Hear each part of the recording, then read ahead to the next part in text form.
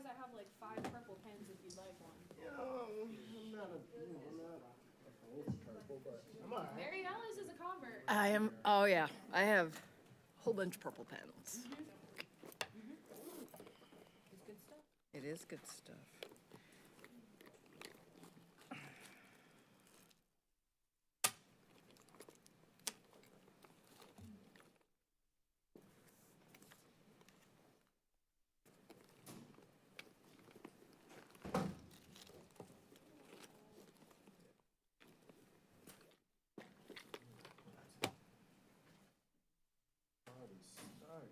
2 minutes. We're gonna wait for 2 minutes or we jumping in? Yeah, we'll wait.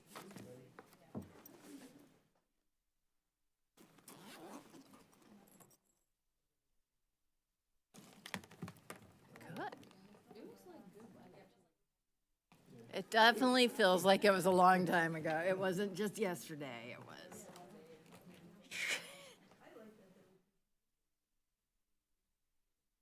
I went to the escape room. That was fun. That was a lot of fun. I'm very good at finding clues and not good at deciphering what they mean. But if you need somebody to just find them, I'm good at that. Oh yeah, we were a team. I learned very quickly that. Oh, that's that good. If y'all ever get stuck with me, just know you might die.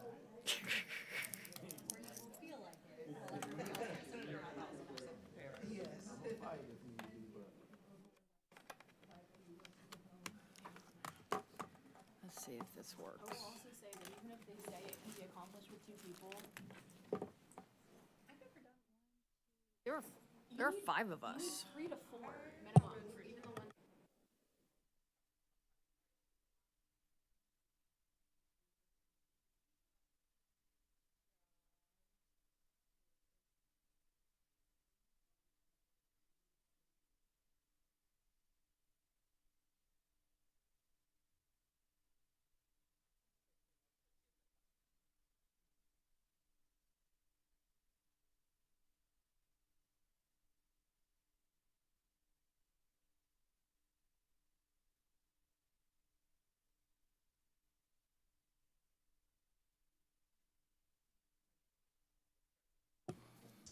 all right, good evening, everyone. The time is now 6:30 p.m. on Monday, October 13th.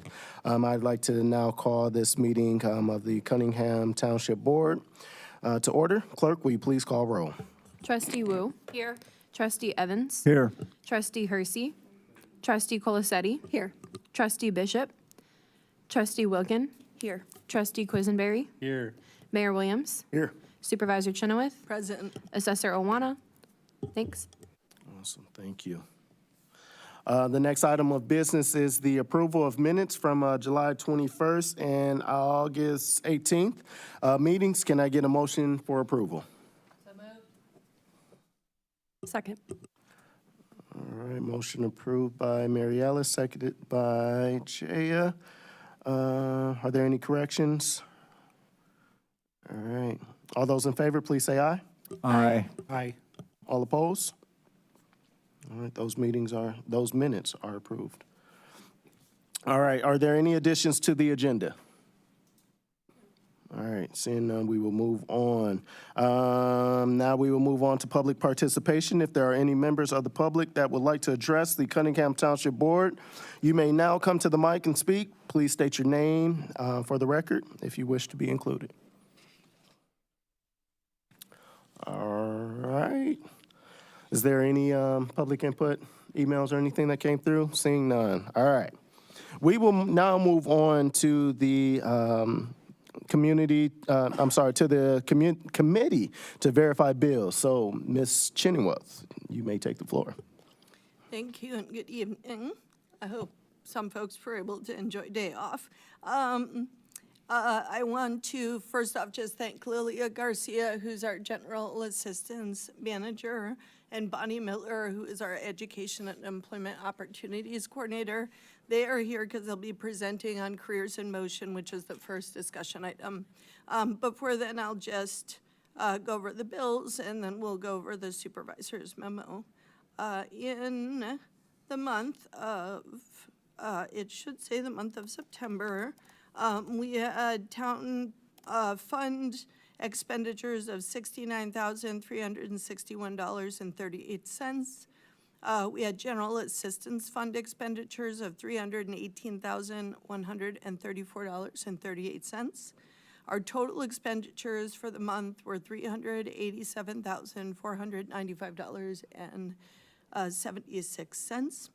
You do have the bills before you. I'm happy to answer any questions about the bills before I talk about the memo.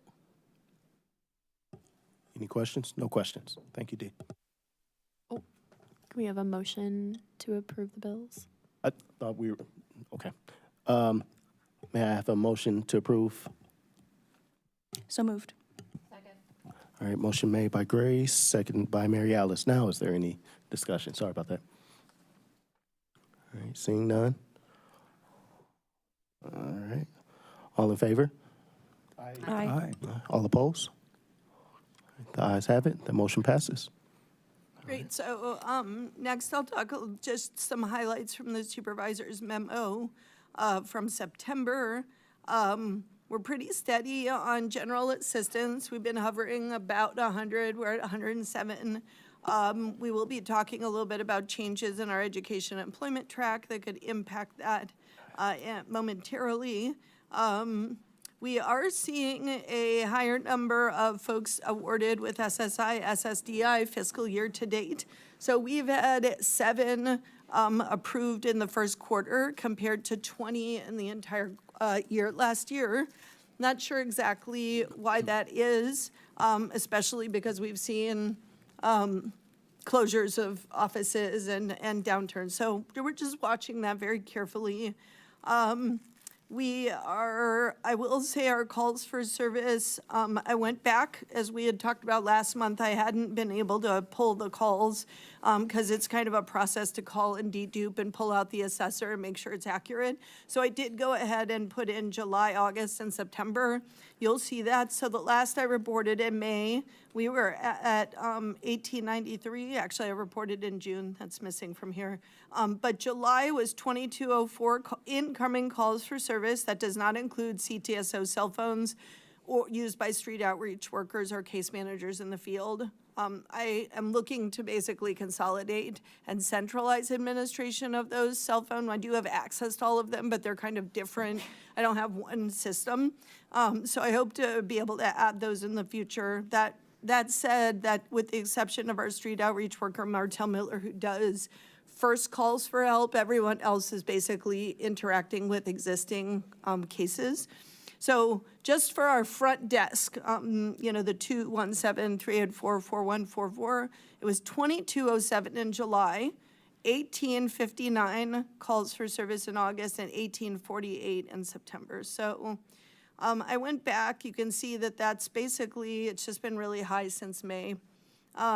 September, I did want to say we were, as you know, we've been supporting displaced residents. We basically have moved all of the residents out of the hotel, or it's very imminent, like in the next 2 weeks. I think there's one resident whose last day is the end of October. But all of the households that had income were housed or relocated. And then we had the households with no income supported and applying for general assistance. We did have this last month one participant with a newborn child, one of the displaced residents. I want to mention that pregnant women are displaced by bad landlord behavior, and we should note that. She was supported in reunifying with family out of state. She didn't have support in the area, and so we were able to work on a relocation strategy that was smooth transition for her. We are seeing an increase in rental assistance application. That does make me concerned because typically we start seeing a kind of dips down in September, and it's heavy over the summer. So we went from 43 applications processed in August to 55 in September. So I just want to flag that. That's of concern. With utility assistance, it's very, very high, and I may need to do some additional caps. I haven't made changes to that program right now. IHEAP did open up October 1st, so I'm kind of monitoring it. We'll see what the October and November numbers look like. And then once it gets cold, the Ameren shutoffs will stop. So that should also help. But we are, as you all know, the data centers have not been friendly to our pocketbooks in the utility assistance arena. We have seen a decrease in street outreach. I had our street outreach team really go and double, triple check that they removed everyone they haven't had contact with in 90 days, which is how our program works. So we are at 83 served in the program. Over the summer, we were closer to 107. So we are seeing a little bit of progress from the street outreach. Honestly, we've been doing a lot of reunification. It is all optional. We never force reunification. We just offer it. And we always make sure that people have a place to go and that there's consent on the other side. We do not send anyone out of the community. I wish that other communities practiced that as well. With families experiencing housing insecurity, this is good news. We've been able to move a lot of folks into our program because we had a number of exits. We also moved, as you saw, 3 families move out of the community. So we are down, let's see, hold on. It says 13 referrals, but I think that's actually 13 on the wait list, down from 25. So our wait list is down to 13, which is good. We're trying to get that to 0 before winter. That's where we're at. Our PC is opening up a congregate shelter for 6 families in Champaign, close to downtown. It will be nighttime only. There's no food that I'm aware of. There's no supplies. It really is pretty bare bones. But in a pinch, there will be that for families in the winter. We're trying to basically remove everyone from our wait list by moving them into housing before them and hopefully not having to use that for our particular families. Let's see, the last I would say, we are undergoing a transition with our emergency housing and hotel program. We had a number of transitions out into housing recently. Our housing case manager for that program has been planning on a transition for the last 6 months, and she went ahead and finished that transition. And she kind of timed it with when she was moving her participants out into housing. So we only have a few folks in that program, and then we are working with Strides over October, and then in November, working to bring women from Strides into that program. So even without any other changes in our program, we feel like we can free up space at Strides by taking care of that. So I'm really happy about that. We did, as I mentioned, apply to our IDHS for additional winter funds. Those funds are pending. I reached out to them last Wednesday, and they said that they would get back to us in the next week to 10 days. So I'm hoping to hear from them this week. That would actually allow us to do a pop-up winter shelter in our partnership with Friend and Me, which are case managers with 3 or plus years of experience working with homeless residents in this community. I also just wanted to let you know, because of the federal shutdown, our HUD, our Housing Authority grant, we were, and you'll see it tonight. Actually, I'll get to that when we get to it. I can tell you the update then. But, you know, federal shutdown has not been good for us. The only other thing I would say is we are, staying pretty steady on food support. We would generally say at our front, so our deliveries are consistent, but our front desk is experiencing a lot more calls for food support. So that is of concern with us. And then you'll see some of the events that we had. We were part of the Philo Road Ahead Community Kickoff with the City of Urbana. That was super fun. We're following up with a meeting with the Well Experience. We'd like to tighten that relationship. We've had that relationship, but at that event, we were really able to do more exchange, so we're excited about that. We were at the Welcoming Week Community Resource Fair in Lincoln Square. We hosted we participated in Representative Ammons and Senator Fracci's Federal Impacts Panel, and we were part of a social work intern fair. And we are also part of the Yankee Ridge Hispanic Heritage Celebration. So if you see soup, who is our food equity and events coordinator. You should congratulate them for doing like more events in 1 month than we have ever seen. And then we had training from RACES on rape advocacy, counseling, and education services. So that was really insightful. And we try to do, we have trainings once a month. And we're currently, because of our space issue, holding those trainings off-site. I'm happy to answer any questions you may have. Thank you, Danielle. Are there any questions? All right. I do not see Ivana. Anyone?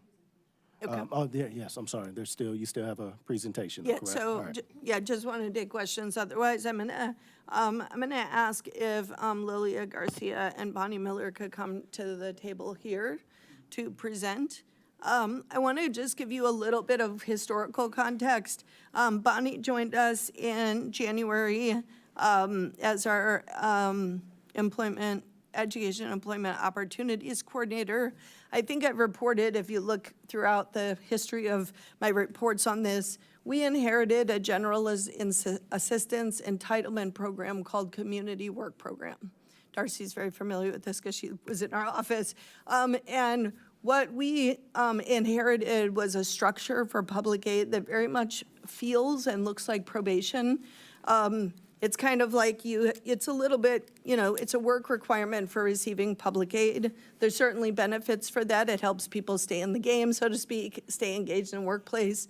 But what we found for the 8 years that we've run that program, and it's been through several different cycles, is that it really continues to feel General assistance, we are required by law to provide a transitional assistance program for people with disabilities awaiting disability payments. We are not required by law to provide a work program. The city of Cunningham Township only provides what is called a TA, Transitional Assistance Program, for people awaiting SSI or SSDI determinations. It has been difficult to have two cities that sit together where we have a work program and they don't. It's been difficult to have a program where it's an entitlement where we pay a check and then we will oftentimes have to kind of chase and follow up with folks to do the hours to match the check. And we've done surveys of our participants 3 different times. And we've been trying to learn how can we improve this program. And you might remember Brittany Tootin presented, and then I had another, Naomi Chajan, Brittany Tootin, and then we had a recent intern also do some surveying of our participants when they came in for case management. We presented on some of the outcomes of that, and one of the things is that folks, although they really appreciated the Salt and Light program and they find that to be a very friendly and welcoming space, it didn't prepare them necessarily for the workforce. It's retail, it's kind of, it is a very good place to kind of assess whether folks can show up and do work or whether there are underlying issues like disability, substance abuse, mental health, or other things that are causing domestic violence, lack of safety in the home. So that's the first thing. So we heard from folks, we would like a diversity of options that actually helps us train towards something. The small amount of money that people receive is really not enough to survive on. And so we've also been concerned about that, although we wanted to stay within the budget. And then, as you will see in our reports for the last year, about half of the participants on that track are homeless. And so it's really hard. We still ascribe to a housing first model, even if HUD is abandoning that, because we know it works, that we need to house people first before we expect work and advancement, career advancement, et cetera. So we have been working since Bonnie came on. She does manage the program as it currently exists, which is an improvement from past programs. It's our EEO program. We do provide credit hours for education. We do allow people opportunities to do digital navigation and other things and receive work hours. So we've started to branch out. We are prepared at this point to pivot, and I just want to say it is a fundamental shift from general assistance as an entitlement to a workforce development program that you apply for. That said, it's meant to serve the same folks. We are not looking to serve kind of the working class. We are looking to serve folks who have a barrier to work that is not a disability. Maybe they had been incarcerated, maybe they've been out of work for a while, maybe they did have a medical conditions, they're getting back into the workplace. So it's really meant for folks who didn't necessarily have a resume and background. And it's meant to provide a supportive internship where folks are paid minimum wage at 20 hours a week. So Bonnie will get into the details of what's proposed, but I just wanted to explain how we got to where we got, partly because we've really been trying to lead with the feedback we're getting from the participants in what would work best for them. So with that, I'm gonna pass it over to Bonnie and Lilia to present on Careers in Motion.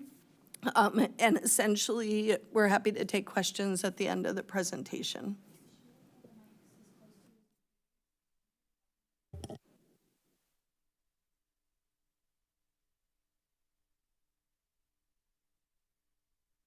Good evening. I am Bonnie Miller, and I am the Education and Employment Coordinator. The reason why we are doing this new program is because we did find barriers to individuals that needed help. The purpose of the program, I'll go ahead and start. The purpose of the program is to help Cunningham Township residents with little or no income to gain workforce preparation, supportive services, placement at host sites, 20 hours a week paid work, and a pathway to self-sufficiency and a more stable employment. The supportive services that we're referring to, everyone is going to be able to apply for the program, but not all will be accepted. So then we would want to refer them out to different supportive services. The program overview is, it's a 12-month program funded through Township Levy, which is replacing the EEO entitlement program. We're going to accept up to 20 participants at a time and designed for residents with barriers to work, as I said, that can work at least 20 hours a week. And we will combine income, education, and career preparation for them. Yeah, I just wanted to thank you all, town board members, for listening to our presentation and hearing out all of the details of this program, especially the overview and everything. And thank you, Danielle, for explaining a little bit about the history of this program. As Danielle kind of alluded to, it went from the community work program, which is what the work program is referred to as in most townships throughout the community. We then rebranded it to the Education and Employment Opportunities Program, and now Careers in Motion. So Bonnie was beginning to discuss just how expanded the program is going to be, and it really goes hand in hand with what you've all seen from Brittany's presentation back in April of 2023. I took this information from one of her slides, but basically some of the things that she and other participants wanted to see were that people would get more options from host sites, that we would find other ways to address participant health issues, whether it's helping them apply for disability, doing deeper assessments, and really helping participants build confidence around entering the workforce. Oftentimes, the individuals that we work with, they may have been out of work for months or several years for a number of different reasons. And whether it's helping people apply for jobs, whether it's helping people write up resumes, we really want to support building confidence in the workplace. And just developing a consistent feedback process we think is really important as we develop this new program. Next slide. Okay, so eligibility and priority populations, Danielle also alluded to this, but we want to match the general assistance eligibility criteria as close as possible. So first, they must reside in township boundaries or be certified as homeless within the township boundaries. People must be able and willing to work 20 hours a week. We've also been keeping up with the changes with SNAP and Medicaid, with the budget bill that was passed earlier this year. And one of the changes that's going to be happening with SNAP recipients that are able to work, I believe the acronym DHS uses is called ABOD, able-bodied adults without dependents. They need to work 20 hours a week in order to receive SNAP. People who are eligible for this program must have no or very low income, and they must not be receiving any other form of cash assistance. So this includes, but isn't limited to, SSI, SSDI, TANF, aid for the aged, blind, and disabled, and retirement. Finally, we want to give priority to people with barriers to employment, and this can include, but isn't limited to, people with no GED or high school diploma, people who are re-entering from jail or prison, some level of housing instability or employment gaps that are 3 months or greater. We'll consider other barriers to employment, but with those that are listed, these are kind of the trends as we're seeing as we've worked with current general assistance participants as it exists currently. Next slide. So, oh, wait a minute, I'm sorry. So how does this work? So once a participant has been approved for the work for Careers in Motion, they will be required to attend training. And the training that we came up with was to teaching them professionalism, conflict resolution, workplace ethics. They'll do an onboarding so that when they do start a real job, if you will, they'll know the steps in taking with that. We're going to teach them computer literacy, how to work their Gmail, how to check their Gmail.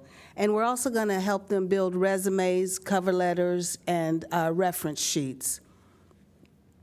With that in mind, we're also, once they have completed all these trainings, we will start sending them out for job referrals.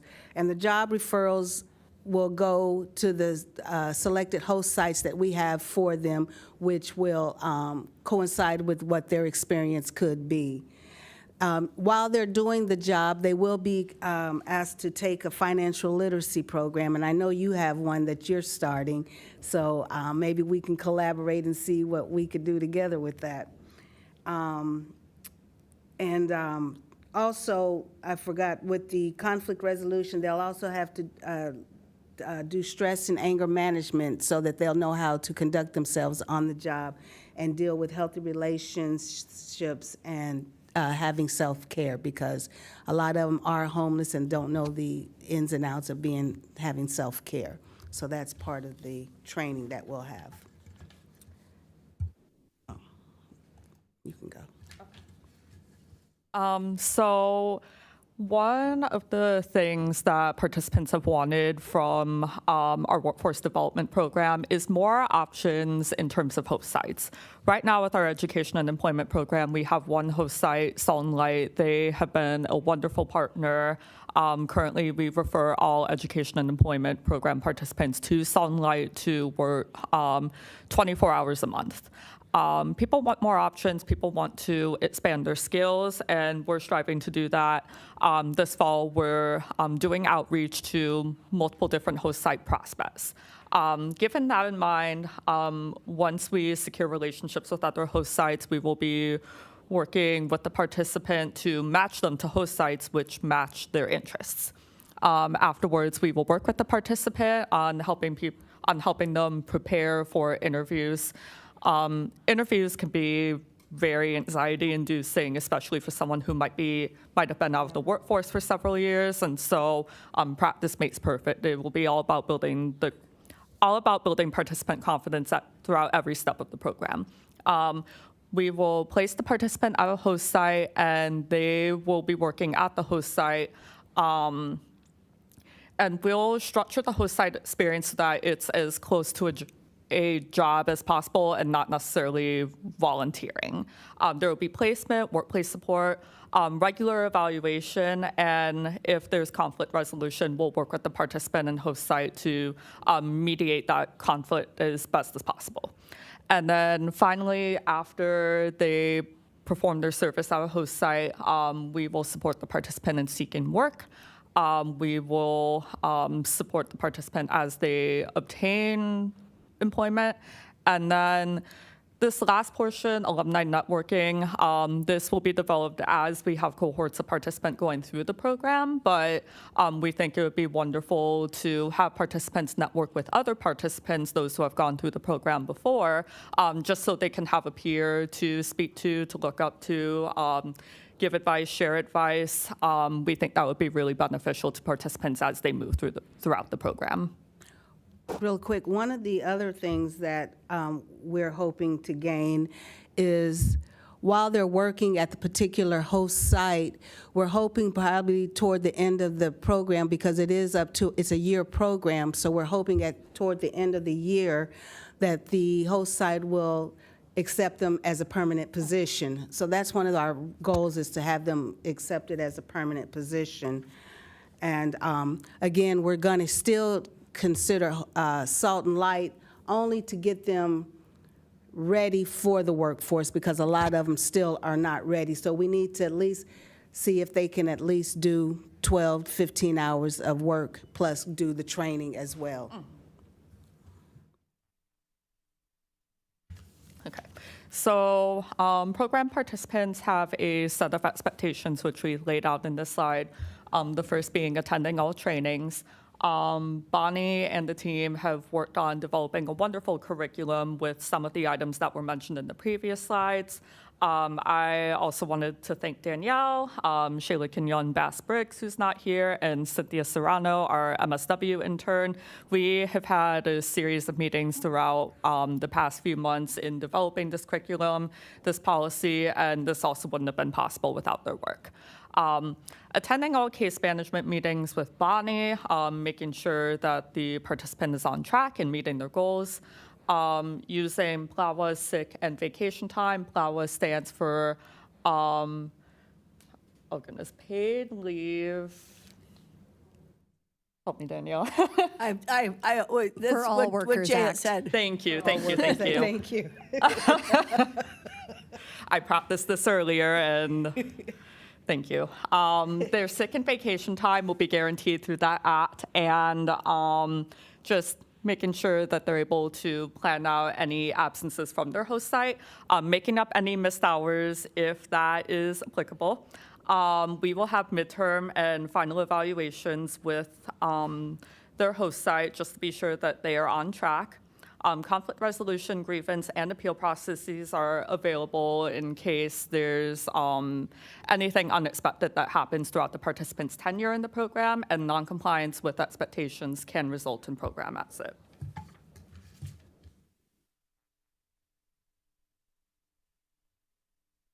You can go. And I believe this is the final slide, correct? And then we'll take questions. So we've laid out a list of impacts that we intend to have with this program. Number one being overcoming barriers to employment, especially with more intensive case management and through accepting up to 20 participants. We believe that we will be able to meet participants where they're at and to just develop closer rapport, conduct needs assessments, and do everything needed to ensure that they're ready for the workforce. Of course, going hand in hand with the second bullet point, developing workforce skills and readiness, providing income for necessities, providing work hours sufficient to retain SNAP and Medicaid, providing work hours to host site partners and building collaboration throughout the community, supporting career exploration, building employment confidence, supporting self-sufficiency, and finally, modeling best practices for workforce development for no or very low income residents with barriers to work. One thing that we really want to emphasize is we're going to try to make this program as smooth and easy for the participant, because we already know that they're going to come in with high anxieties. So we want to try to transition them in a smooth way. So, any questions? Chris? Thanks for the presentation, and this really is, you're singing my music here. You might have already said it, and I apologize if I just didn't track it, but how long has this been going on, or is it just starting? So it will start.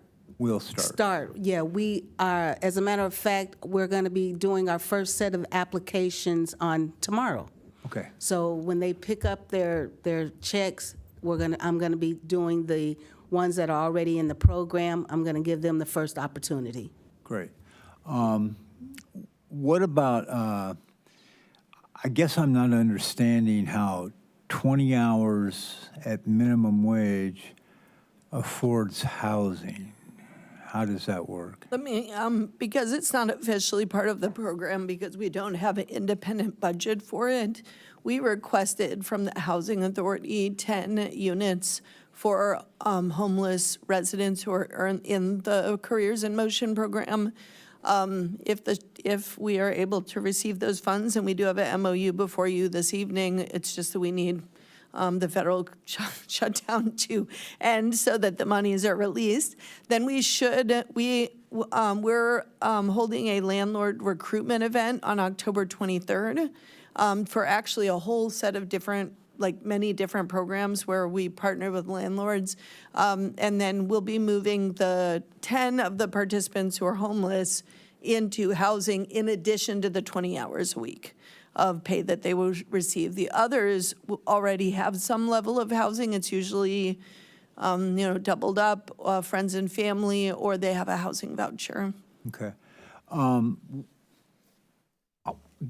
Recruiting more host sites beyond Salt and Light. Do you have any prospects? I know you are just getting started with that, and I know you got plenty to do besides that, but I guess the concern would be, can we, if participants want a diversified opportunity toward different kinds of, go ahead and address it, Bonnie. Oh, do you want me to answer? Sure, go ahead. Well, we are looking at host sites that are nonprofit, if you will.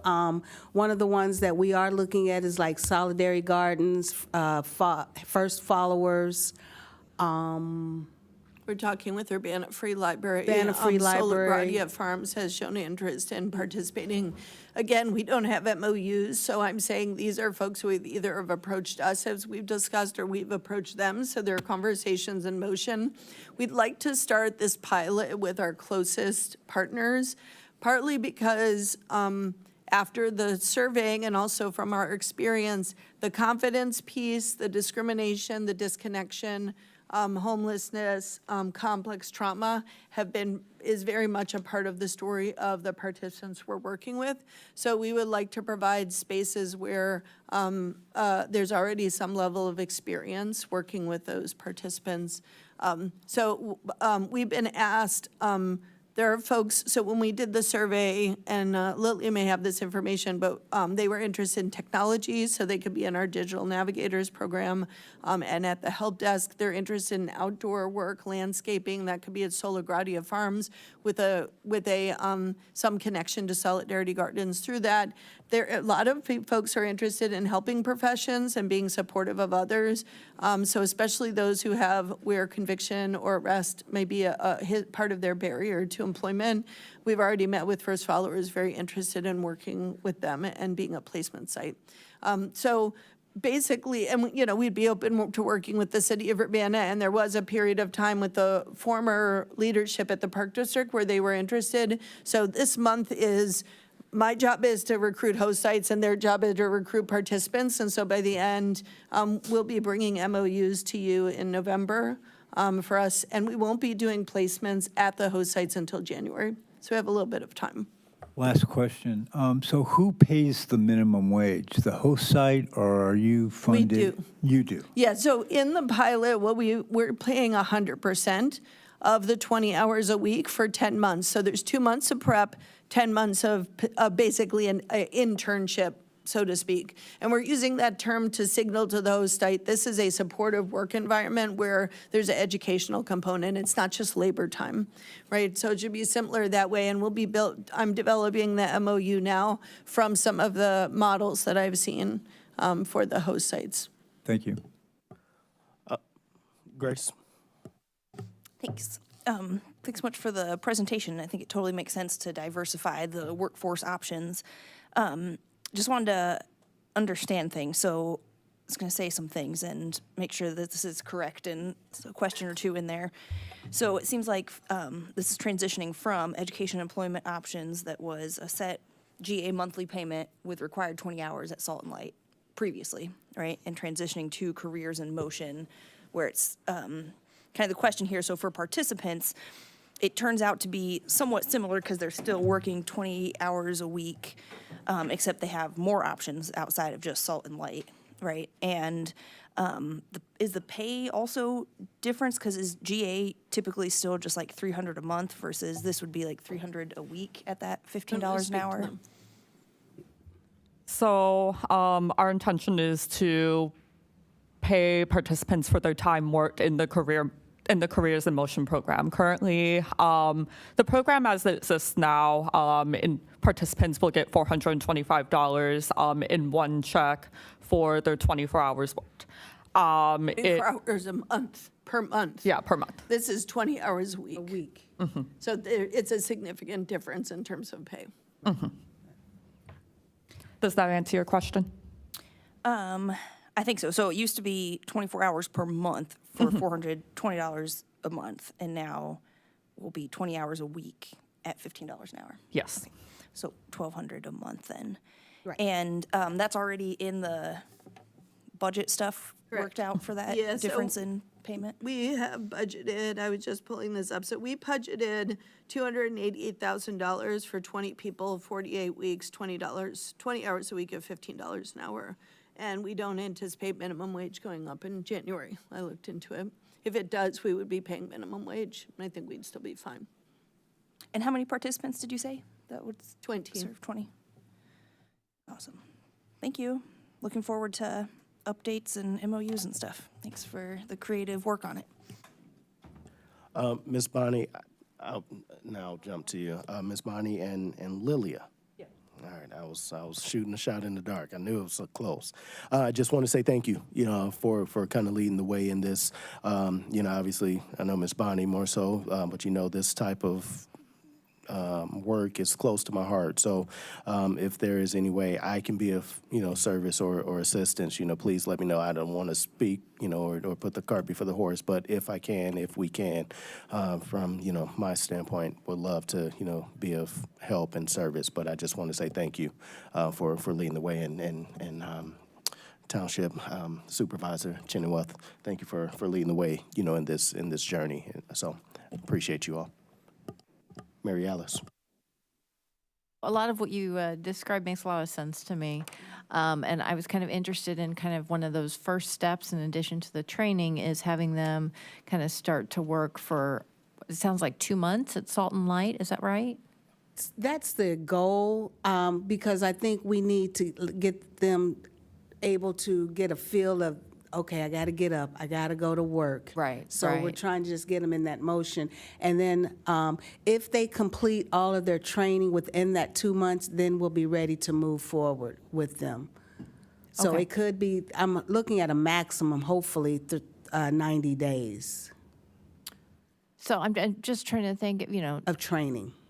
yeah. And is it going to be in-person training? Is it on the computer? How is the training going to be delivered? So I will be, I have a curriculum that I have made to do all the training, and Danielle is looking at maybe outsourcing some as well, Okay. Yeah, it'll all be in person. but it will all be in person.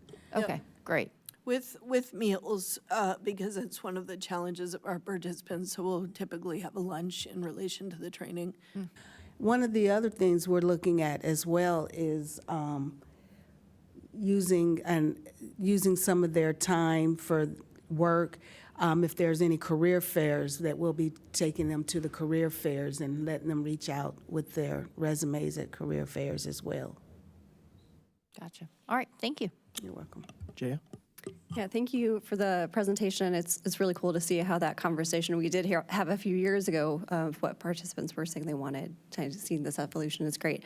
Going back to PLAWA, our favorite acronym, I was a little bit curious about that because I think it was mentioned that PLAWA would kind of fill the role for any like sick time and things like that. I think it only requires about 5 days. So I guess I'm just curious, like, what would be the implications if there was a participant who got sick and burned through all that time, but had every intention of complying with the other aspects of the program? We discussed that because we work with a lot of folks who are in between being able to go to work on a daily basis with full health and folks who really would qualify for disability.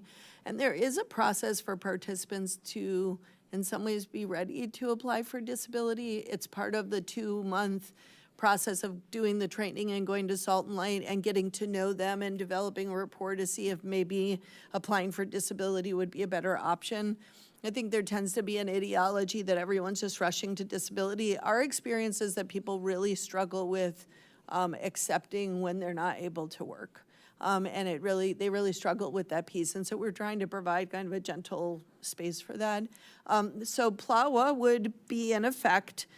It's 1 hour for every 40 hours worked.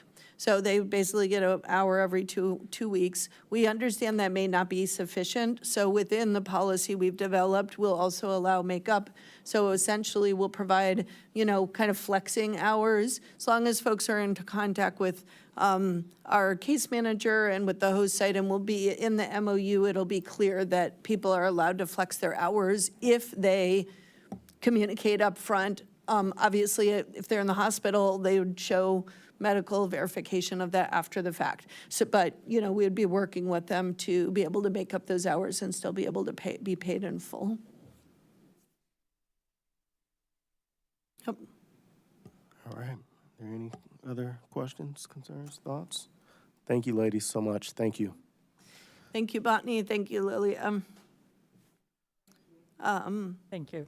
Our we work with very vulnerable participants. Our general assistance team really has developed a lot of competence and care for participants in need, so I appreciate you both. All right. I think that concludes the reports of officers. Thank you, Danielle. Appreciate you. Next is unfinished business, which there is no unfinished business. So now we will move on to new business. The first item is ordinance T 2025-10-003, an ordinance levying taxes for 2025 collectible 2026 for town board approval. Ms. Danielle. Help me out, clerk, because I have to remember this every year. I believe what we're doing is, I brought this a month early because I was concerned perhaps about quorum. So I just wanted to see if we could get it going. We did it at the Public Health Board as well. It's basically truth in taxation. What we do is we put forward an ordinance levying taxes for 2025 collectible and 2026. I believe that's correct. That would essentially is over the amount we'll actually be able to collect, and then will be capped through the extension process. So I believe what we need to do is to put it on file. Okay, the clerk can direct us from here. I don't think we're passing it tonight. I think we're looking to pass it in November. Correct, because we will have a public hearing since we are exceeding the allowable 105% over the prior year. This evening before you is basically the consideration of putting it on file for 30 days for public inspection. Next month, we will have a public hearing after it's been properly noticed in the paper and in prominent places within the community. And then next month, after the public hearing at that town board meeting is when you would consider adoption and take action. Thank you, Clerk. Mary Alice? Yeah, so in the past when we've done these, I know that we've always kind of put a higher amount than we think is going to potentially, and we bring it back down based on what the assessment is for the end of that year, and also because of the hospital properties. So now that we don't have, I think we've settled most of the hospital properties, what is the process now? How is it going to be updated? The direction I've received in the past from the assessor is it's an art more than a science. What I did, because we are seeing significant building projects in Urbana, and because the levy exceeded what we expected last year, because our tax base has grown, I went ahead and bumped it up because we were getting close to that. So I went ahead and bumped it to $3.2 million in tax levy. I don't think that is what we will be allowed, but I wanted to put it at that level because of unexpecteds. I've heard a lot of, there's changes happening at OSF, there's changes happening at Carl, there's development opportunities on Ray Street. I saw the University of Illinois enroll its largest student body ever for the last 2 years. That has driven a lot of housing. We may not see all of that immediately. We also face certain economic uncertainties. So I made a good guesstimate as to what I thought it would be, knowing that no matter what, it's pretty much out of our control in terms of what will be capped. So you will see a slight bump. I've kept it steady for years, but I increased it for that reason. Grace? And just to reiterate this clarification, we're talking about the increase and more than 105% increase. It's the same rate that's dictated by the voting body, right? And it's just increasing because our assessed value of properties are increasing. Correct. Okay. Just thought we'd have that reminder again every time when budget stuff goes up, but the rate is the same. You're channeling James. Any other questions? All right, can I get a motion to place this on file for 30 days? I'll make that motion. Second. All right, motion made by Mary Alice, seconded by Grace. Any further discussion? Seeing none. Clerk, will you please call the roll?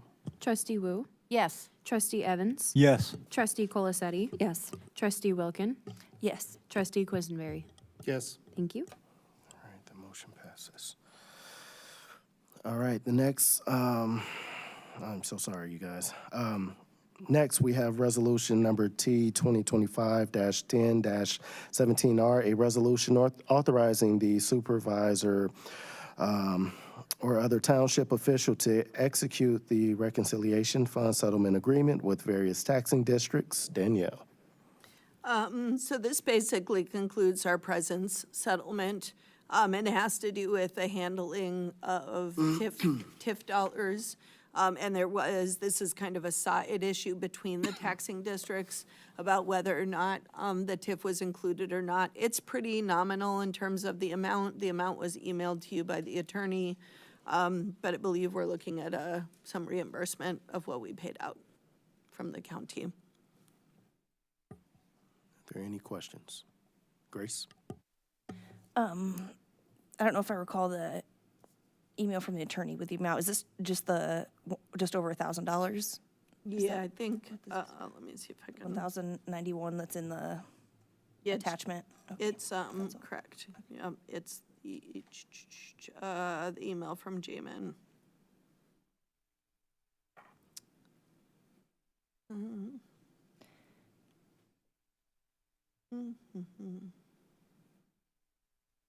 Okay. Yeah, it is, distribution is, let's see. Yeah, 1,091.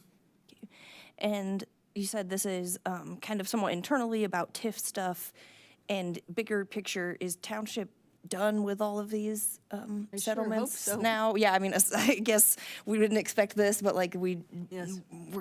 aside from internal stuff, we should be done with any big payouts. For now, yes, I think. Thank We you. don't we did not budget a payout for this year as we have in past years because we have paid out what the treasurer's office has been predicting, plus or minus some.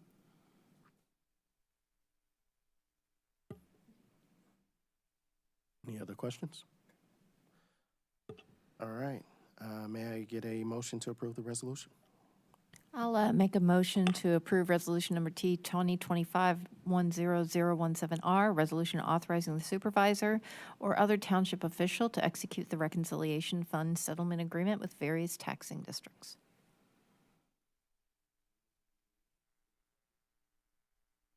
Second.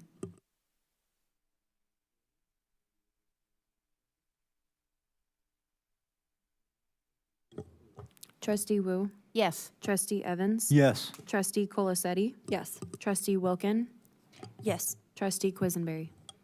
Yes. Thank you. All right, that motion passes. Thank you.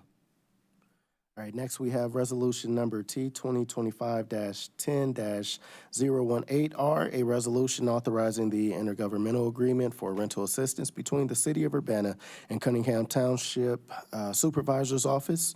Danielle. You saw this as the cow last week, so it shouldn't be new to you. Essentially, this is receiving CDBG funds to augment rental assistance. I believe we can give up to 4 months, and it can only be for residents of Urbana. Our rental assistance claims have been higher than average since the pandemic, since basically the moratorium ended. And so this will allow us to hopefully not exceed our budget as we have in past years. Happy to answer any questions you have. Are there any questions? Grace. Definitely appreciate getting this money out, and thank you for getting it where it's needed at Township. And I was just wondering the order of approval, if it's okay to accept this at Town Board before it's approved at Council Yeah, officially. my understanding is that no matter what, one of the bodies is going to move first, and then the Yeah. body will move second. So typically, what you're doing is you're authorizing me to sign it, and then as the city council, you'll be authorizing, if, for the, I believe it's for your mayor to sign it as well. So, Thank you. Any additional questions? Seeing none, can I get a motion? I'll take this one. Do move resolution number T-2025-10-018R, resolution authorizing the execution of an intergovernmental agreement for rental assistance between the City of Urbana and Cunningham Township Supervisor's Office. Motion made by Grace, seconded by Mary Alice. Any additional questions? All right, seeing none, clerk, will you please call the roll? Trustee Wu. Yes. Trustee Evans. Yes. Trustee Colasetti. Yes. Trustee Wilkin. Yes. Trustee Quisenberry. Yes. Thank you. Thank you, that motion passes. All right, next we have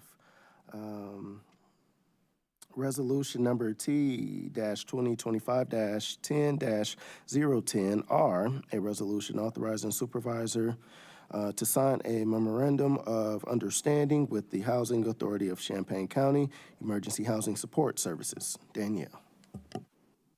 yeah, so you will see, just pulling it up.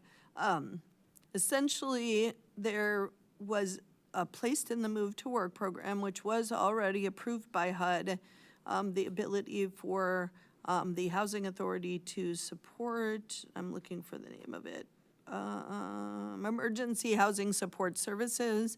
They set aside $1 million to do that, and they had a competitive process. We applied, and their board has already approved the attached memorandum of understanding for $367,760 in support. And essentially, I'm going to go ahead and continue to move forward with this. We won't be able to spend the money until we receive, basically, they receive HUD authorization. And we will have until December 31st to spend. So I'm already, the bigger issue is how do you spend that much money in a short time frame? As you saw, we spent about that in 1 month in general assistance last month. So we are capable of doing that, but we have in the budget money for extra help for trained bookkeepers, and we're going to need bookkeeping support. So we already had budgeted a winter expansion, so to speak, both for the shelter and for this. I'm hopeful that it will go forward and we'll be able to house our Move Careers in Motion participants, add 8 more family units for 10 months, and add significant rental assistance. I think we'll be supporting 40 households with rental assistance. Thank you, Danielle. Are there any questions? All right, seeing no questions, may I have a motion to approve? I move approval of resolution number T-25-10-019R, resolution authorizing the supervisor to sign a memorandum of understanding with the Housing Authority of Champaign County Emergency Housing Support Services. right, motion made by Grace, seconded by Mary Alice. Any further discussion? Grace? Just say thanks for seeking and getting this opportunity. That's a huge amount of money, and yeah, good luck. Hopefully, it all works out and getting it out in that short turnaround time. So, thank you. If we get both the ETH money and this money, we will have raised $800,000 in 4 weeks. Wow. Of work. So I want to thank the team and especially the leadership team for taking work off my plate so I can focus on fundraising. This is a good use of my time. Awesome. All right. Seeing no further questions or discussion, clerk, will you please call the roll? Trustee Wu, Yes. Trustee Evans, Yes. Trustee Colasetti, Yes. Trustee Wilkin, Yes. Trustee Quisenberry. Yes. Thank you. All right, thank you. That motion passes. All right, with no further business before the body, this meeting is adjourned. We will take a quick 5-minute and jump right into city council. Thank you.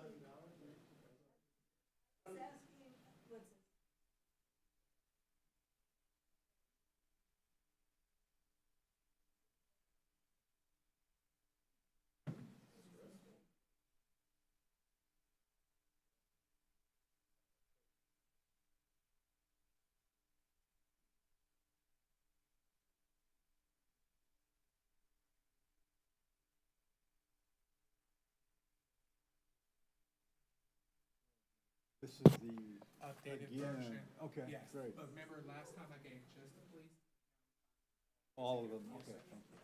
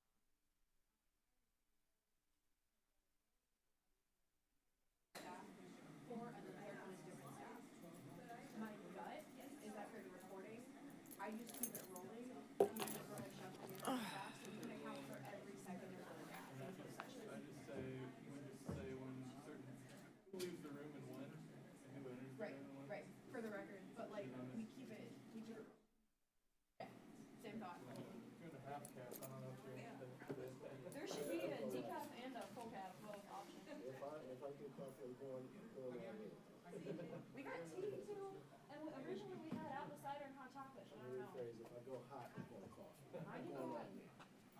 Going all in. Yes, ma'am.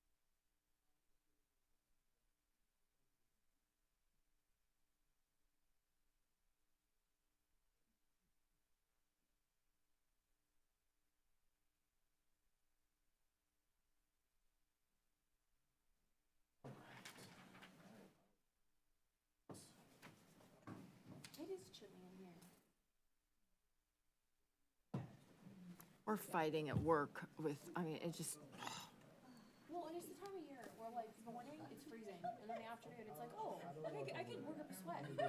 You know?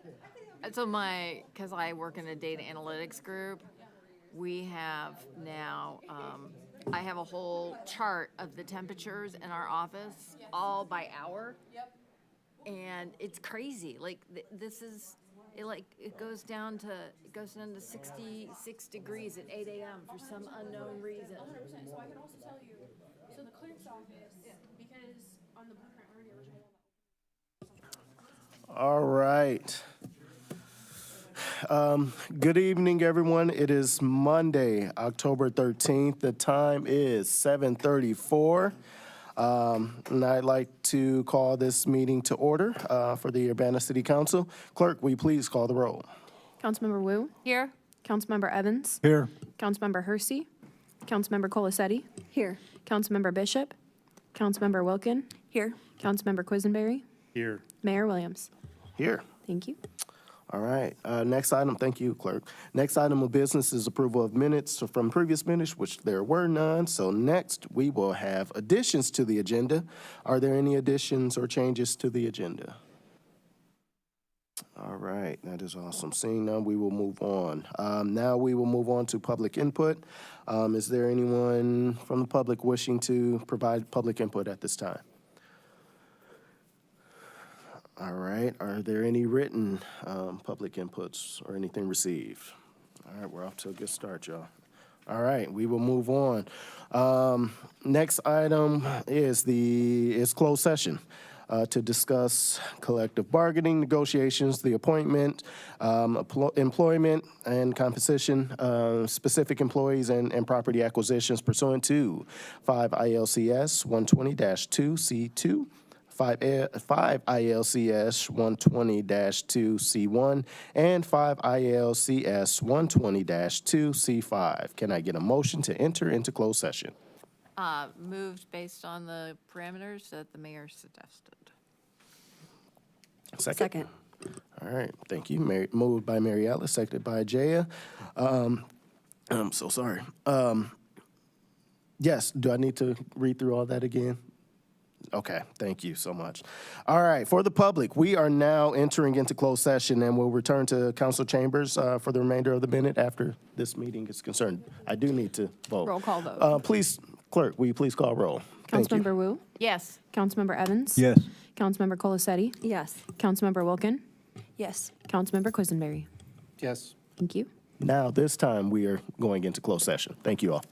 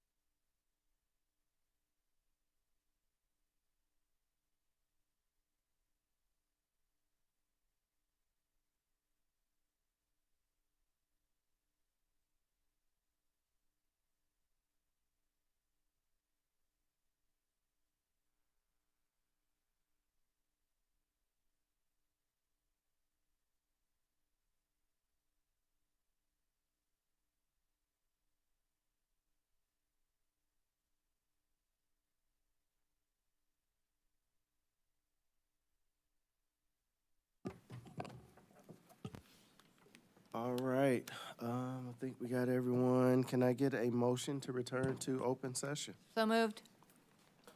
All right, is there a second? Second. All right, moved by Mary Alice, seconded by Grace. All right, we will move on. Councilmember Wu, Oh, sorry. Yes. Councilmember Evans, Yes. Councilmember Colacetti, Yes. Councilmember Wilkin, Yes. Councilmember Quisenberry. Yes. All right, no, thank you. We are back. I'm not tired at all. All right.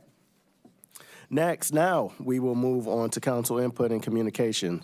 Are there any council members who would like to provide input? Jaya. Yeah, in recognition of Indigenous Peoples Day, I'd like to read a modified version of the land acknowledgement statement suggested by Native American House from the University of Illinois, and state that it would be appropriate to recognize and acknowledge that we are on the lands of the Peoria, Kaskaskia, Piankashaw, Wea, Miami, Muscooten, Odawa, Sauk, Meskwaki, Kickapoo, Potawatomi, Ojibwe, and Chickasaw nations. These lands were the traditional territories of these Native nations prior to their forced removal. These lands continue to carry the stories of these nations and their struggles for survival and identity. As a community with a land-grant institution, the University of Illinois, which has a particular responsibility to acknowledge the people of these lands, as well as the histories of dispossession that have allowed for the growth of this institution and our community for the past 150 years and longer. We are also obligated to reflect on and actively address these histories and the role that this university and this community has played in shaping them. This acknowledgement and centering of Native peoples is a start as we move forward.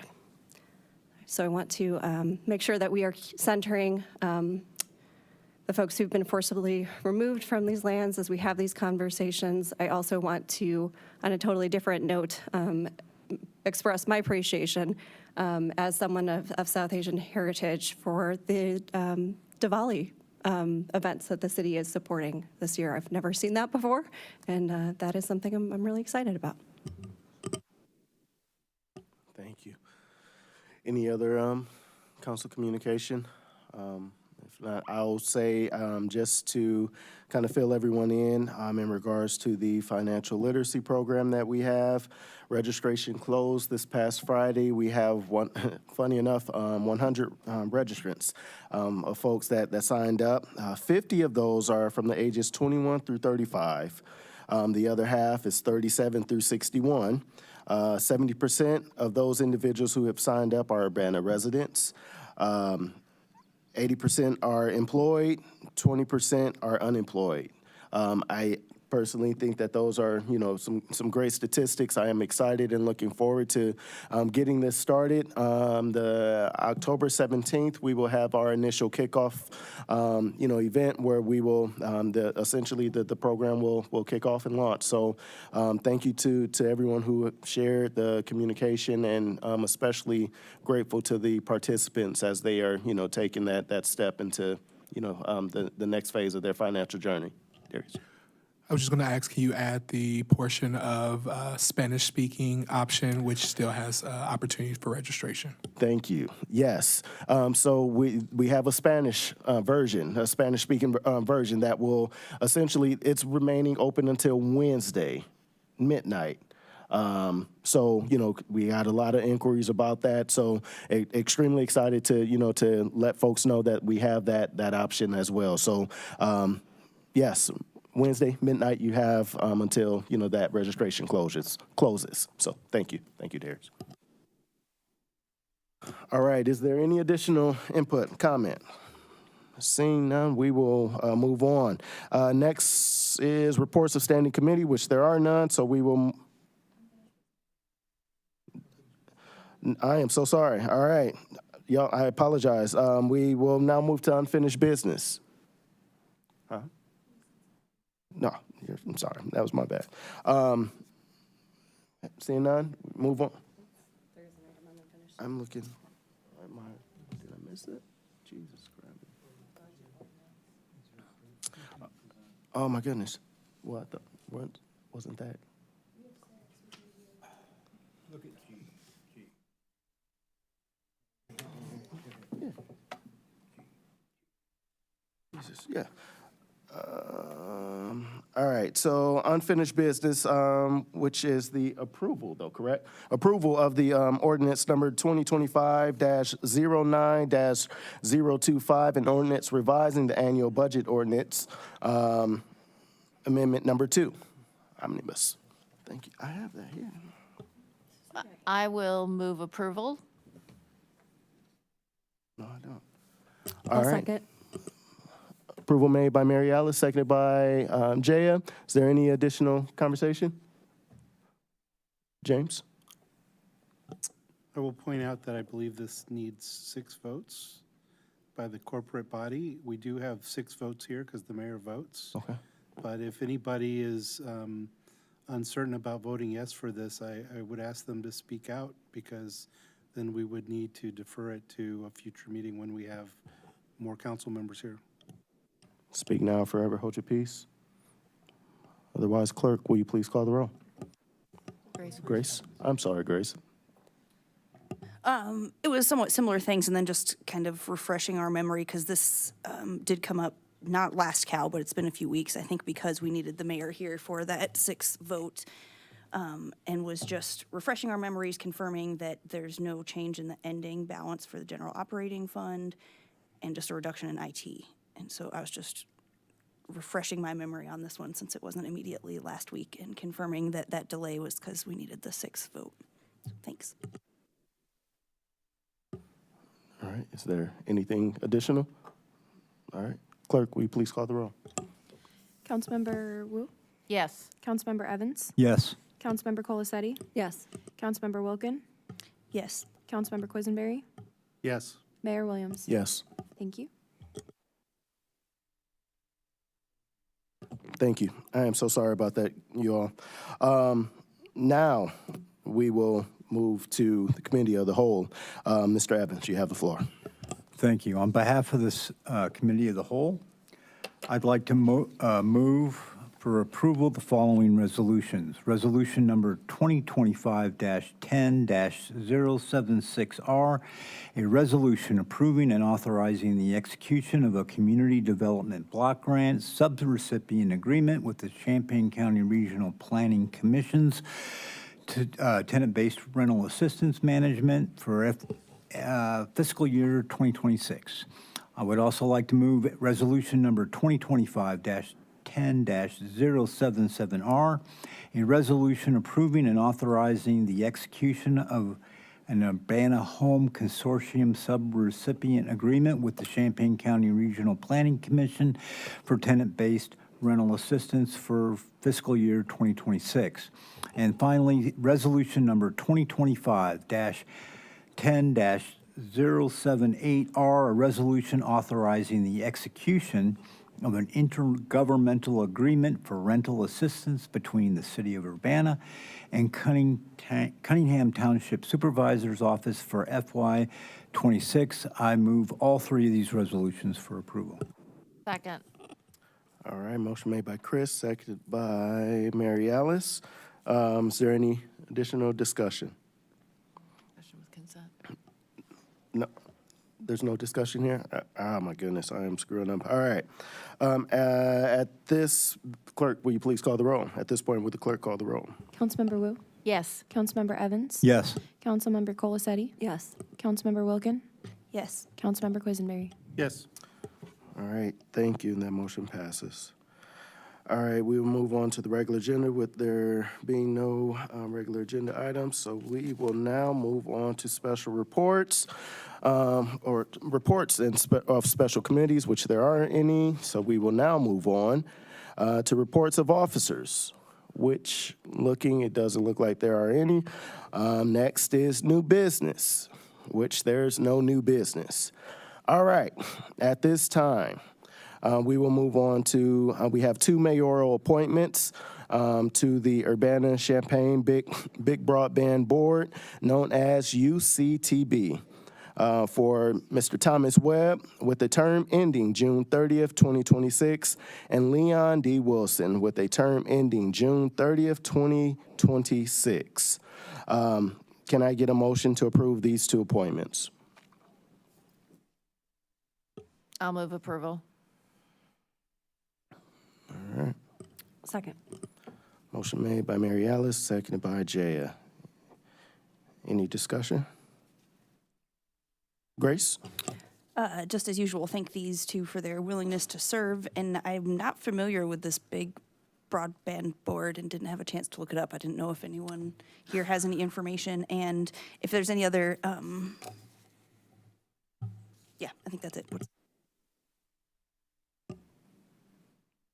Go for it. So it is a group that was formed from the incentive program under the Obama administration after the Great Recession. It was funding to increase internet access in all areas, particularly underrepresented groups. And it built a huge fiber ring in the Champaign-Urbana area that got transferred to this nonprofit that is called Big Broadband, and we have a seat. We have seats on that to advise it because we're one of the community groups that involved with it. The local group ITV3 is a commercial program that sells internet on that fiber ring, but there's also community access like the Urbana Free Library and the city and other groups get to benefit from that resource that was paid for when the federal government believed in funding things. All right, thank you. Mary Alice? I feel like I have to chime in a little bit because I was in on that original grant. James is smiling at me. I will tell you this, that James is absolutely right. The main purpose of that grant, we were the only community in the United States to get this grant for this purpose, which is the last mile, which means bringing internet into the home. We were it. We got over $22 million for it. So this just encourages, it furthers that vision of bringing internet access to people who it's not as easy for them to get. And that's what the board's about. Thank you. All right, seeing no further discussion. I'm sorry, Matt, sorry about I that. was going to tack on just a little bit because I also have history. I advised the UC2B Intergovernmental Consortium prior to it becoming this board when I was with the city of Champaign. And one really notable piece of this is the first fiber to the home build-outs were all census block underserved parts of both cities. That was really the key anchor part of the federal grant, and then of course the anchor institutions, which Councilmember Quisenberry referenced. The other thing, when this board was formed, one of its primary purposes was there was a community benefit fund pot of money that was being collected each year from the private partner of the company that was essentially operating on the fiber rings. And this board's role was to spend that money essentially in a manner that was consistent with the vision of the grant originally, and also with the city's ongoing values and goals. So, Thank you. Yeah, Darius and I got a very detailed presentation on this, so I appreciate Thomas and Leon stepping up. With no further discussion, clerk, will you please call the roll? Councilmember Wu? Yes. Councilmember Evans? Yes. Councilmember Colacetti? Yes. Councilmember Wilkin? Yes. Councilmember Quisenberry? Yes. Thank you. Awesome, thank you, that motion passes. All right, the next is a discussion item regarding police surveillance technology ordinance number 2024-12-042. Are there any updates to begin our discussion?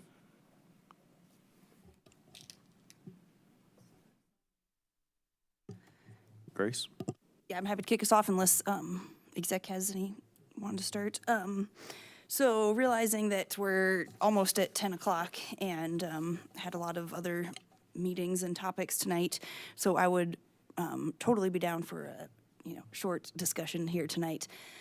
What I was trying to simplify kind of like what are next steps. So I think just lay out here for you some that are already completed and some that we could still work towards. We've talked about some of the language updates, and I'm willing to take that on of like adding surveillance technologies and surveillance databases. And some of the things that we've considered when we talked on September 15th, exactly almost a month ago, and we went through together on the screen and we highlighted some things that we might want to revisit some of the language. So I think there's some of those language pieces throughout the ordinance that are still remaining. And then from the city, what I was thinking would be a nice to-do list is to compile the surveillance technologies and surveillance databases that might potentially be covered in an updated combined list that's movable, which is exactly what we've been provided. Tonight, it looks like this is the combined list of the two that we've received previously. So this is like the big master list that has everything, right? Yeah, thank you. Thank you, Darius and everyone else who put that together. And it looks like we also were emailed an Excel version too, so we have a way to move it around. So that's an awesome thing off of our checklist on the city end. So I think that's an important piece for us to kind of go through that list next and understand and ask questions about each specific technology.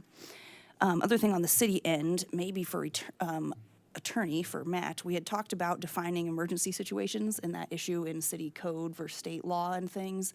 So that's something I was hoping we could put on to-do list on city or attorney end is look us up a better definition for emergency situations that we might want to also put in the city code.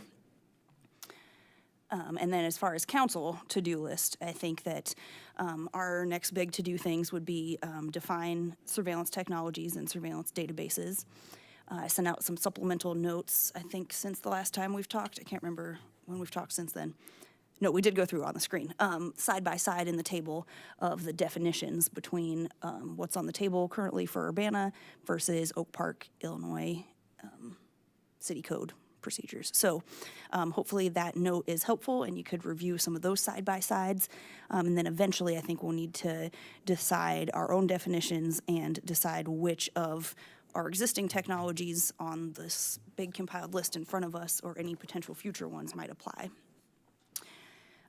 And I was thinking that maybe a nice place for us to start when we have time in a future discussion is even maybe we have, you know, a side of like, yes, definitely applies as surveillance technology and surveillance database covered by this ordinance, and no, definitely not, and at least start putting some of the main like absolutely yes, absolutely no pieces, and then kind of work our way towards the gray areas was just kind of a thought for me on like how do we kind of get some momentum and not get stuck on things, but at least start with what is clearly applies and clearly doesn't apply for our interpretation.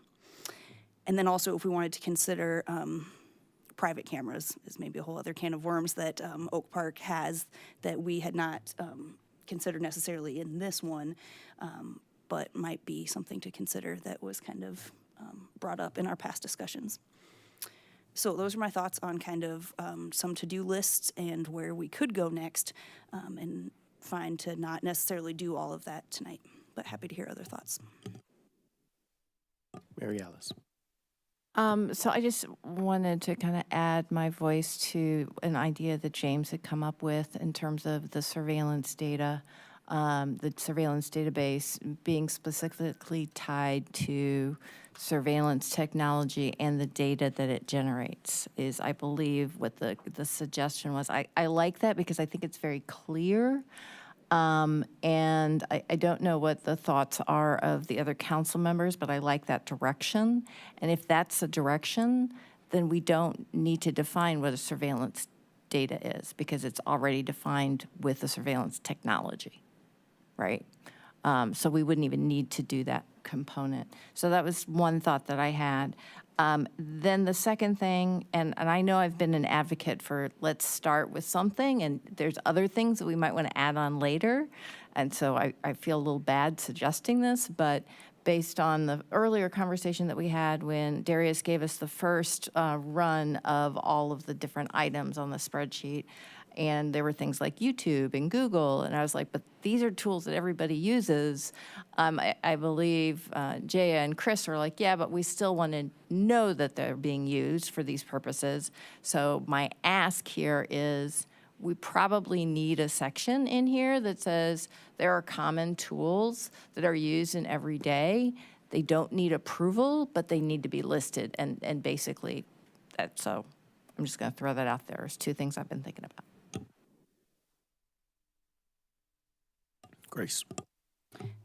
Thank you. Yeah, which makes sense. And trying to go back to the database piece, because again, that's the current proposed existing definition of surveillance database is information collected from surveillance technology. Right. But so we don't have to find that, but then we still need to define what is surveillance technology and some of those in-betweens, right? Yes, my thought was that we just don't even define surveillance data because surveillance data is captured by surveillance technology. So we don't even need that definition in there, right? Cut that out. And then the real meat is what is surveillance technology. Yeah. Yeah. I see. Yep. Thank you. Yep. Totally makes sense. And then, sorry, I had a thought on your second comment too, but then I lost it already. What was your second comment? It's good for transparency purposes to have a list of common websites, common tools that people use every day. But do we need to be approving the fact that the police department uses YouTube, for example? That was my question. Can we have like certain tools that we know that are just part of what people use every day now? And it's listed there so that it's known to the community what's being used, but it's not part of the approval process. James? I guess I'm a little bit curious now, when thinking about it in those terms, as to whether the city, the technology team or management has a acceptable use policy, and that would be a place where you might define the common tools that staff members of the city use and have it be declared, these are what they are. But I don't know if we have an acceptable use policy for our technology space. Jay. We have about 5 of those at the University of Illinois, by the way.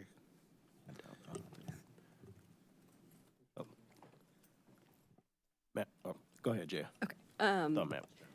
So, yeah, I hear that point, Mary Alice. I think that could make sense. I think the one thing that came up, I think, with Chief Boone, but I'm sorry, I'm losing track now, is that even some of those tools, I think it's important for residents to know how it's being used, right? Like passive, like, checking something or checking something based on a lead on Facebook, for example, is different than like actively monitoring it with the purpose of tracking our residents, right? Like, which you could do with publicly available tools, right? So I think I like your idea in general, but that's just the one piece that makes me pause a little bit before just saying, here's the bucket of like, everybody has access to it.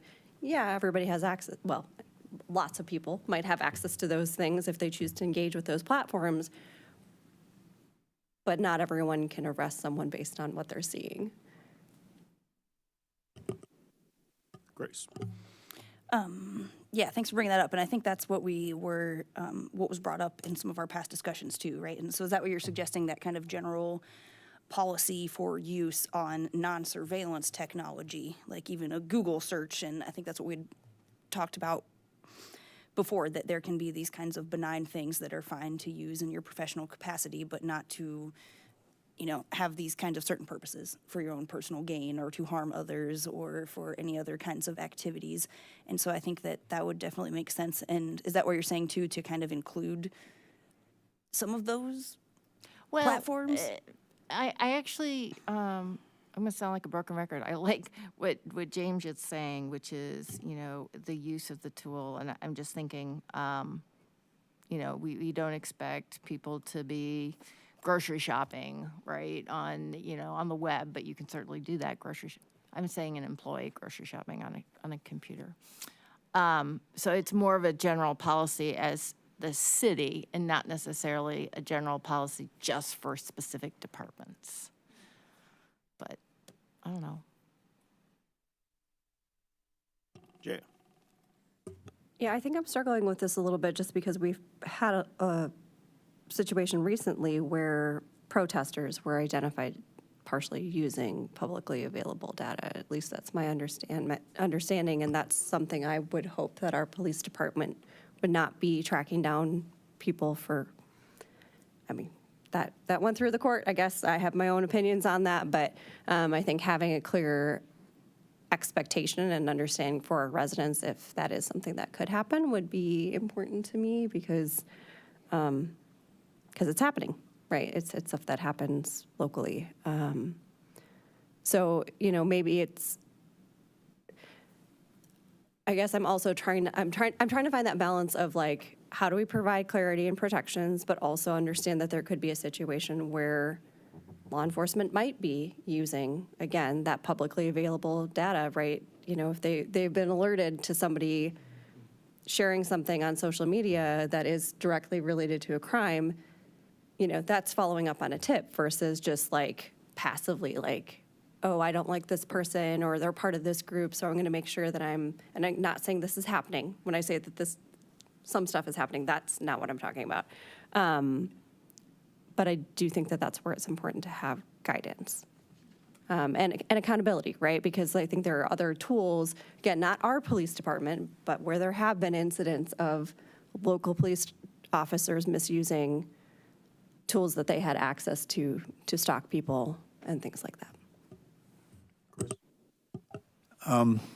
Yeah, I mean, this is kind of where we get stuck because it is a fact they use social media all the time to solve crime, real crimes, for legitimate reasons.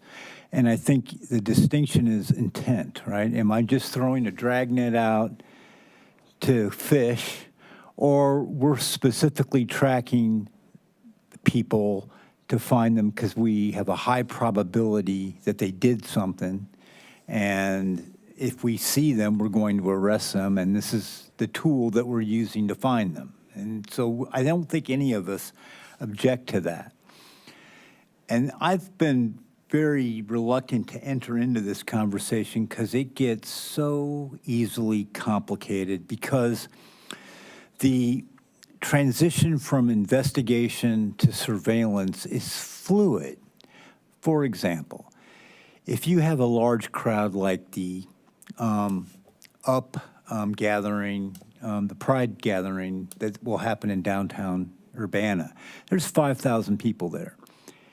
And if we had 2 uniform officers there walking around, that's a form of surveillance that we would all agree is probably a good idea to have a couple officers to be there just in case, right? Somebody needs some help, somebody needs some assistance, injured, drunk, whatever. 2 uniformed officers just walking around is not anything that we would object to, A, because we know it existed and we'd already have agreed to it.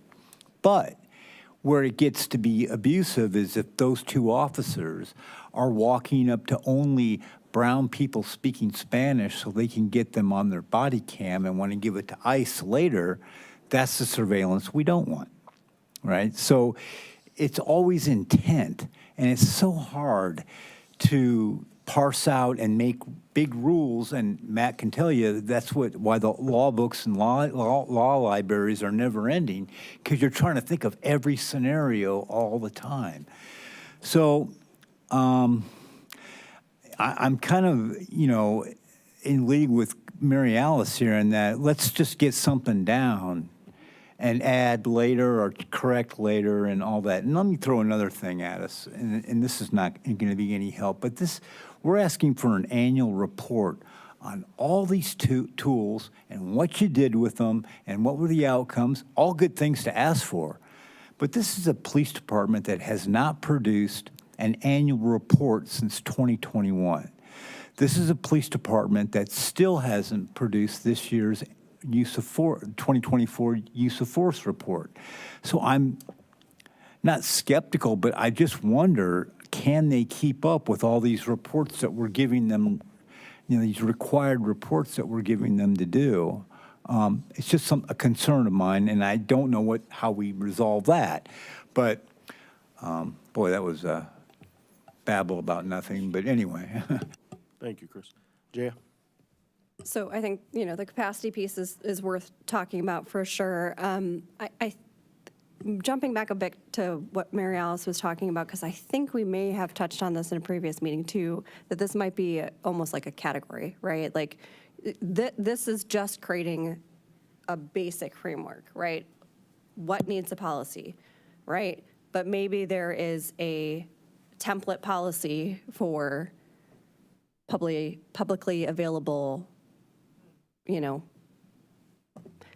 my brain is fried, it's after 10 o'clock, but, you know, things like Google, Facebook, you know, Instagram, other social media, that maybe there would just be a template we plug into. We're not asking to reinvent the wheel every single time, but, you know, oh, this falls into that category of publicly available, but here are our expectations for how the city would use it, right? That it would be for investigation of, for specific crime, not for general monitoring, for example, right? That would be something that would be developed as part of that process.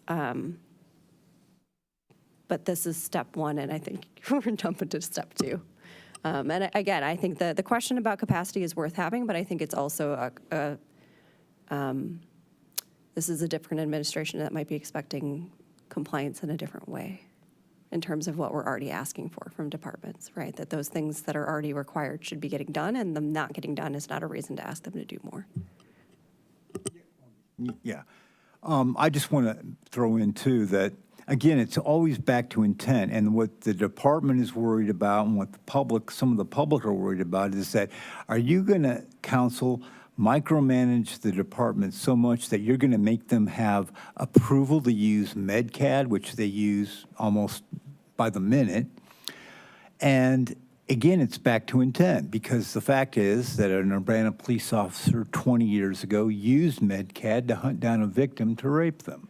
So MedCAD can be abused, but that doesn't mean we're going to, you know, call it a surveillance tool as some kind of,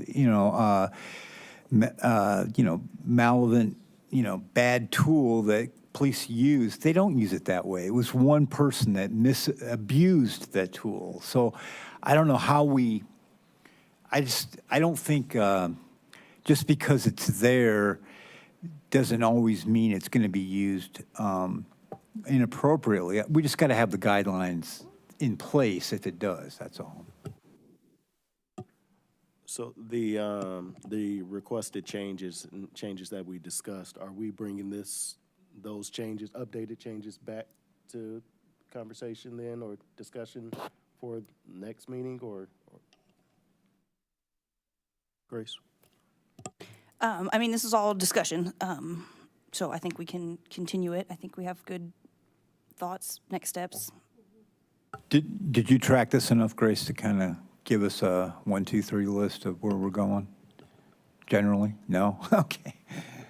Not really, no. I mean, I don't think I can go, word for word. I'll come back and hear the words typed up. I think this was all pretty subjective, higher level stuff that, no, I'm not going to have in a written up presentation by the next time by any means, yeah. But what I'm asking generally, and what the mayor just asked is, do we have our next steps kind of figured out a little bit? I think. Go ahead, Yeah, Janet. if I may, I think that what Grace described at the beginning of this conversation gave next steps for city staff and for council, and I think that to me seems reasonable. I think the additional discussion tonight, I think, maybe recenters some pieces and also gives us a space to kind of think about, what do we need to clarify, right? That not all tools are created equally, right? And so we may need to make sure that we're incorporating that into the language. I guess I just want to remind everyone that this is not where we create the policies, right? The use policies. This is let's create general guidance of what needs a policy, right? So, just encouraging us not to get too far down that rabbit hole. And if we need to think about maybe a little bit longer time frame to make it feasible, right, for city staff, I think that's a conversation we certainly can have. Or what do we prioritize? Maybe that's, when we're looking at this list, what are the priorities for making sure that we have lists? So kind of going back to Grace's point of, yes, this definitely needs a policy, let's get moving on that, to, we can just check these off the list and say these fall into this other bucket that doesn't need a policy. And then there's the maybes or the ones that need like this is standardly available, but here are our expectations for how city staff would use it. So I think kind of using that different bucketing approach as we review these items. And again, keeping in mind, to some of the points that I brought up, we're not going to catch everything. Some of this is about setting general expectations. We don't have to reinvent the wheel.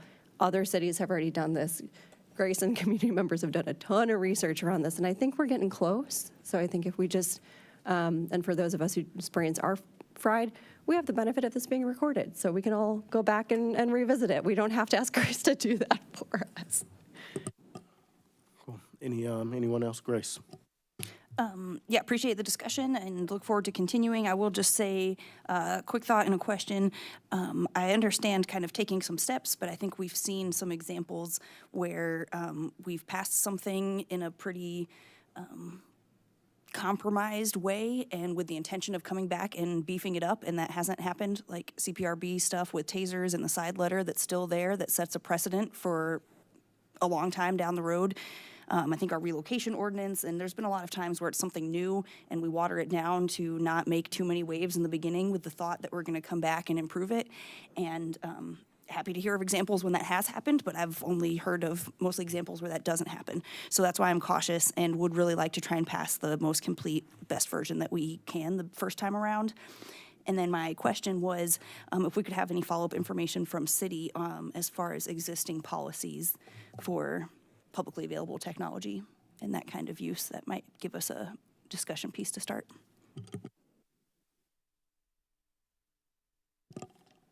There's shaking his head. All right. Any other discussion? All right. With no further business before this body, this meeting is adjourned. Thank you.